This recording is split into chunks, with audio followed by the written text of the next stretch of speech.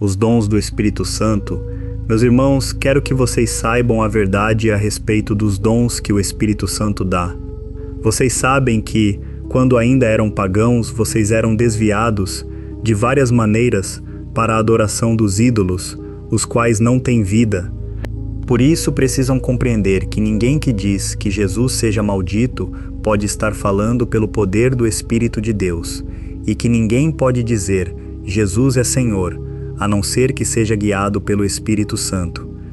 Existem tipos diferentes de dons espirituais, mas é um só e o mesmo Espírito quem dá esses dons. Existem maneiras diferentes de servir, mas o Senhor que servimos é o mesmo. Há diferentes habilidades para realizar o trabalho, mas é o mesmo Deus quem dá a cada um a habilidade para fazê-lo. Para o bem de todos, Deus dá a cada um alguma prova da presença do Espírito Santo. Para uma pessoa, o Espírito dá a mensagem de sabedoria, e para outra, o mesmo Espírito dá a mensagem de conhecimento. Para uma pessoa, o mesmo Espírito dá fé, e para outra dá o poder de curar.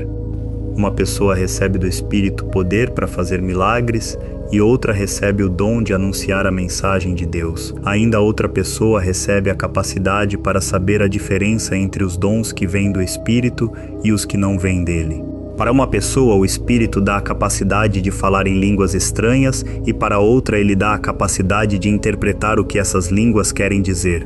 Porém, é um só e o mesmo Espírito quem faz tudo isso. Ele dá um dom diferente para cada pessoa, conforme ele quer.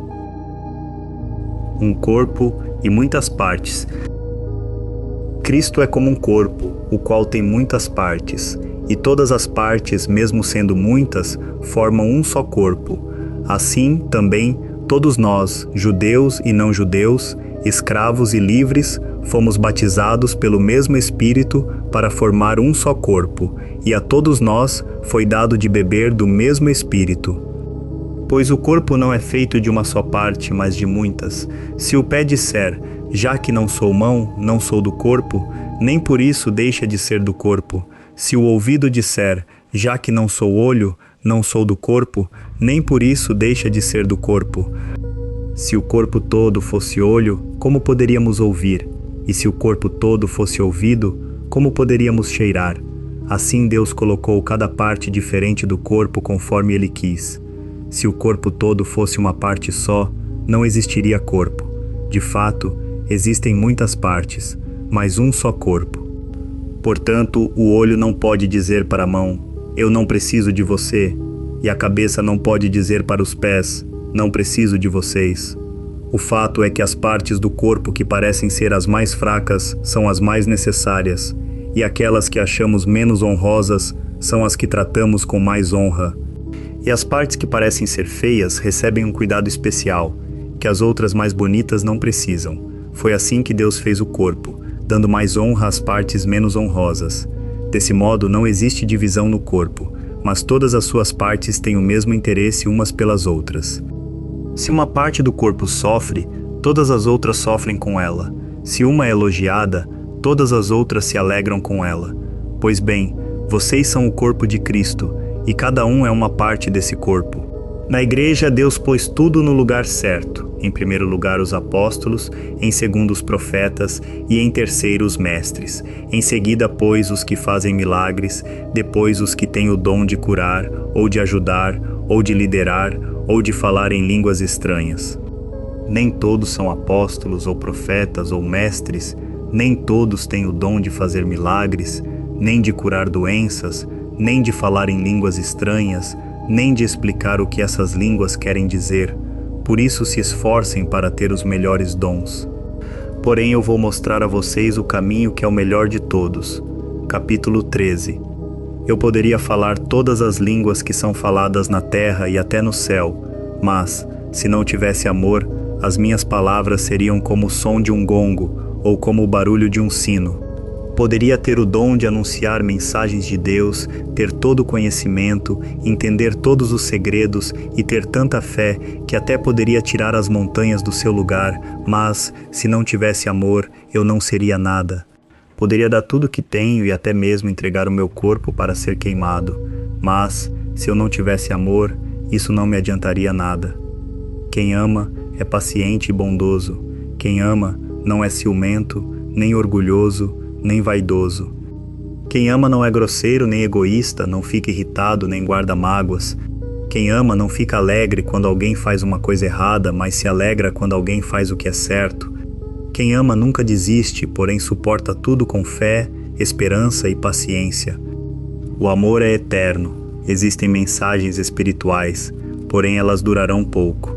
Existe o dom de falar em línguas estranhas, mas acabará logo. Existe o conhecimento, mas também terminará, pois os nossos dons de conhecimento e as nossas mensagens espirituais são imperfeitos. Mas, quando vier o que é perfeito, então o que é imperfeito desaparecerá. Quando eu era criança, falava como criança, sentia como criança e pensava como criança. Agora que sou adulto, parei de agir como criança. O que agora vemos é como uma imagem imperfeita num espelho embaçado, mas depois veremos face a face. Agora o meu conhecimento é imperfeito, mas depois conhecerei perfeitamente, assim como sou conhecido por Deus. Portanto, agora existem estas 3 coisas: a fé, a esperança e o amor. Porém, a maior delas é o amor. Termine a leitura e talvez você tenha percebido algo importante. Paulo não está apenas ensinando sobre dons espirituais como uma lista técnica. Ele está corrigindo um coração dividido, uma igreja que discutia sobre quem era mais importante, quem tinha o dom mais visível, quem merecia mais destaque. Imagine o cenário: uma comunidade recém-formada, cheia de pessoas diferentes, com histórias diferentes, dons diferentes, e no meio disso, uma disputa silenciosa por reconhecimento. É nesse contexto que Paulo escreve um dos textos mais bonitos de toda a Bíblia sobre o amor. E talvez seja também o nosso contexto, de alguma forma. Todos nós, em algum momento, já nos comparamos com alguém, já sentimos que o que temos a oferecer não é suficiente. Então, vamos entrar juntos nessa reflexão com o coração aberto. A fé que Paulo descreve aqui não é sobre ter o dom mais chamativo ou a habilidade mais visível. É sobre reconhecer que cada pessoa recebeu algo de Deus, não por mérito próprio, mas para servir ao todo. Repare como ele usa a imagem do corpo. O olho não pode dizer à mão, não preciso de você. O pé não deixa de fazer parte do corpo só porque não é a mão. Cada parte tem função e nenhuma é dispensável, mesmo aquelas que parecem menos importantes, menos visíveis, menos aplaudidas. Pense nisso por um instante. Quantas vezes você já se sentiu como aquela parte menos importante, talvez no trabalho, sentindo que sua contribuição passa despercebida? Talvez na família, sentindo que seu esforço não é reconhecido, talvez até na igreja, olhando para o dom de outra pessoa e pensando, o meu não vale tanto assim. Paulo está dizendo exatamente o contrário. Não existe dom pequeno demais quando ele é usado com amor. Não existe função insignificante dentro do propósito de Deus. A fé genuína reconhece que você foi colocado exatamente onde precisa estar, com exatamente o que precisa ter, para cumprir um propósito que é maior do que você sozinho, e que esse propósito só se completa quando cada parte faz a sua parte, sem comparação, sem competição. E aqui chegamos ao coração do capítulo 13. Paulo diz algo radical, quase chocante para quem ouvia pela primeira vez. Você pode ter os dons mais extraordinários, falar línguas de homens e de anjos, ter o dom de profecia, entender todos os mistérios, ter fé para mover montanhas, e sem amor, isso não vale nada, nada mesmo. Como um metal que soa, um sino que não significa nada além de ruído. Pare e pense no peso dessa afirmação. Paulo não está dizendo que os dons não importam, ele mesmo os valoriza ao longo do capítulo 12. Mas ele está dizendo que existe algo maior que sustenta e dá sentido a tudo mais. Sem esse algo, até a maior demonstração espiritual se torna vazia. Isso é profundamente esperançoso, porque desloca o centro da vida espiritual. Não é sobre o quanto você conquista, quanto você demonstra, quanto você se destaca, é sobre o quanto você ama. E o amor, ao contrário dos dons, nunca se torna obsoleto. Profecias cessam, línguas cessam, o conhecimento passa, tudo isso é parcial, temporário, limitado, mas o amor permanece. Isso significa que em meio às incertezas da vida, quando você não sabe se está fazendo o suficiente, quando os resultados não aparecem, quando parece que seu esforço não deu em nada, há algo que não vai passar, não vai se esgotar, não vai se tornar ultrapassado, a capacidade de amar, que vem de Deus e reflete quem Ele é. Essa é uma esperança que não depende de circunstâncias externas. Ela permanece firme porque sua origem não está em nós, mas no próprio caráter de Deus. Paulo então descreve o amor de um jeito que dói, de tão prático, de tão real. Paciente, bondoso, não é invejoso, não se ensoberbece, não se comporta com indecência, não busca seus próprios interesses, não se irrita facilmente, não guarda rancor. Não é uma definição poética distante, é um espelho colocado diante de nós. Vale a pena parar, respirar e se perguntar com sinceridade: onde eu tenho sido impaciente essa semana? Com quem? Talvez com um filho que demora para aprender algo.